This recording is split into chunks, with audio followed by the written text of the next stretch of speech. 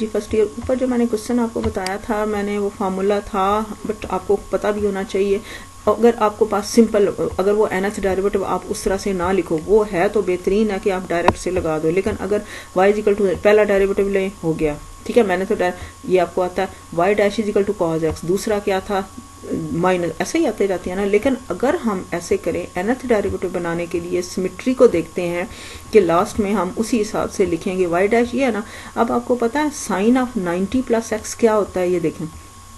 ये sign of 90 plus theta या पाई by 2 है ना, एक्स या इधर थीटा, साइन 90 प्लस थीटा, ये यहाँ पर 90 प्लस सेकेंड क्वाड्रेंट में आता है। सेकेंड क्वाड्रेंट में इसका निशान देखते हैं साइन का, सेकेंड क्वाड्रेंट में साइन पॉजिटिव है और 90 वाला को रेशो हो जाएगा, यानी कि 90 चेंज हो, जिसमें 90 आता है एंगल में, 90 और 270 वाले चेंज होते हैं। तो अगर को रेशो का मतलब है साइन है तो कॉज हो जाएगा, कॉज है तो साइन हो जाएगा, तो ये साइन था तो कॉज हो गया, समझ लगी है।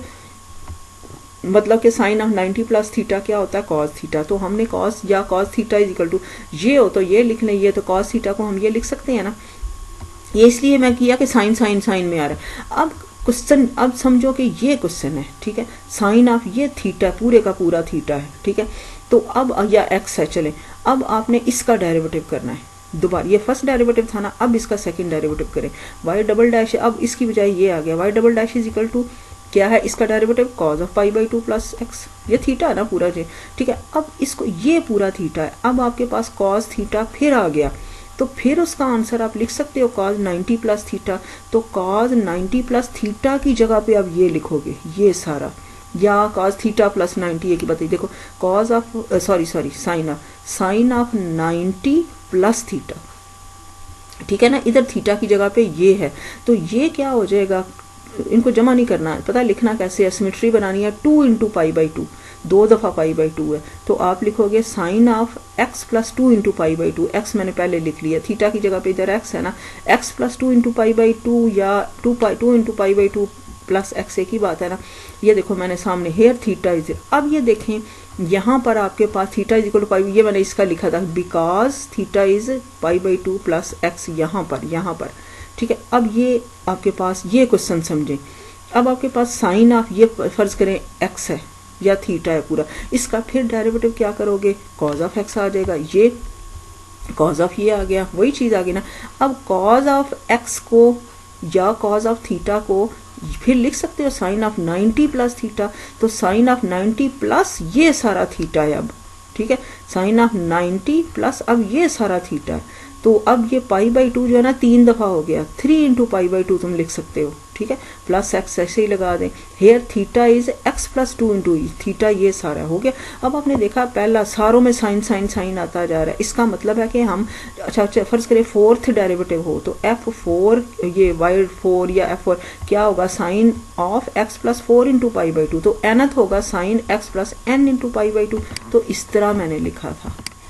ठीक है, साइन x का, ये देखें sine of x is equal to sine of x plus n pi by 2। अगर आपको ये नहीं भी याद ना, नहीं भी आता, तो इसका भी आप आसानी से कर सकते हो, लगी समझ। nth डेरिवेटिव इस तरह से सॉल्व करना है, मैंने इसलिए करके बताया कि इसलिए था, उसके बाद मैंने दूसरा भी आपको कर दिया, ये मतलब क्वेश्चन का अंदर शामिल नहीं है, ये मैंने अलग से आपको बताया कि इस तरह से आता है, उस क्वेश्चन का पार्ट नहीं है ये। इसी तरह देखें आपके पास फर्ज करो कि ये देखें sine of ax plus B है, अब x की जगह पे ax प्लस बी है, तो इसी फार्मूले से x की जगह पे वो लगा दोगे, मैंने तो वैसे सॉल्व भी करके बताए, तो nth डेरिवेटिव, लेकिन इसमें सॉल्व इसलिए करने पड़े कि x के साथ इसका डेरिवेटिव भी आता है, y डैश क्या आता है, a cos ax plus B, अब इधर पूरे का पूरा ये थीटा है, cos थीटा, इसको लिख सकते हो sine of theta plus pi by 2, तो a आपके पास पहले ही by sine of theta plus pi by 2, ये सारा थीटा प्लस पाई बाई 2 उसी सिमेट्री से, ठीक है। लेकिन इसमें बाहर ए डबल डेरिवेटिव लेंगे तो a स्क्वायर आएगा, ट्रिपल लेंगे तो फर्क सिर्फ इतना है कि इसमें a n बाहर आता है, तो अभी मैंने बाहर करके बताया आपको, ये फिर मैं बता रही हूँ क्वेश्चन का पार्ट नहीं है, आपको मैंने ये बताने के लिए, इस टाइम आपको ये नहीं चाहिए था, लेकिन अगर ये आता है तो ये भी आप कर सकते हो, लेकिन अगर इतनी लाइन याद नहीं रखनी है, ये वाली, ये जो इसका डेरिवेटिव किया ये वाला, तो फिर आपको लाजमी बात है इतना प्रोसीजर करना पड़ेगा, ठीक है। उसके बाद हम करेंगे नेक्स्ट क्वेश्चन है, ये बड़ा छोटा सा क्वेश्चन है, कॉज ऑफ इसको डिस्कस कर लेते हैं, तो मतलब question number 4, f of x is equal to आपने कर लेना, आता है ना करना, इसी सिमेट्री से इसी तरह से करना है, ठीक है। तो ये देखो ना, अगर आपको वो आता है ना तो ये भी आ जाएगा, क्योंकि cos of sine of A x plus B का भी हमने पीछे देखा ना क्या होता है, A raise to power N cos, वही अगर ये कॉज है तो इधर भी कॉज है, अगर इधर साइन है तो इधर भी साइन है, याद रखना आसान है बजाय करने के। Cos of A x plus B का nth derivative A raise to N cos A x plus B plus N pi by two. Sine का क्या था, A raise to power N sine A x plus B plus N pi by two, उसी तरह काज का है, ठीक है। We know, ये काज का भी याद रख लेना। अगर काज का ये है तो यहाँ पर इसको, इसका nth डेरिवेटिव सॉरी इसमें क्या है, ए जो है इसको कॉज एक्स को इसके साथ मिलाओ ना, ए इधर क्या है 1 है, बी 0 है, ये देखो ए 1 है और बी 0 है, तो आपके पास फिर डायरेक्ट से अगर आपको इधर यहाँ पर ए 1 और बी 0 रखोगे, ये देखो ए 1 रख दोगे 1 raise to power N cos of A x plus N pi by two, B खत्म हो गया ना। तो इसका मतलब है कॉज एक्स का जो है ना ये, यानी कि f nth derivative, f n का nth डेरिवेटिव, एफ का मतलब ये एफ ऑफ एक्स जो दिया है ना ये, इसका nth डेरिवेटिव फिर आपको 1 2 3 करके ना, बल्कि आप, मैं वही बता रही हूँ ना, अगर आपने ये सारे करने पड़ेंगे, क्योंकि आपके पास करने तो लाजमी पड़ेंगे क्योंकि आपने उसमें मैक्लारन फार्मूले में लगाने हैं, लेकिन nth डेरिवेटिव के लिए अब यहाँ से तो नहीं पता चलेगा ना कैसे ये लिखेंगे, तो ये आपको आता होगा तो लिखेंगे। Therefore f n is equal to this, ठीक है। अब आपके पास क्या है, R n is equal to, मैंने बिल्कुल साइन जैसा है, x n over n factorial f n of a plus theta x, ये होता है ना nth वो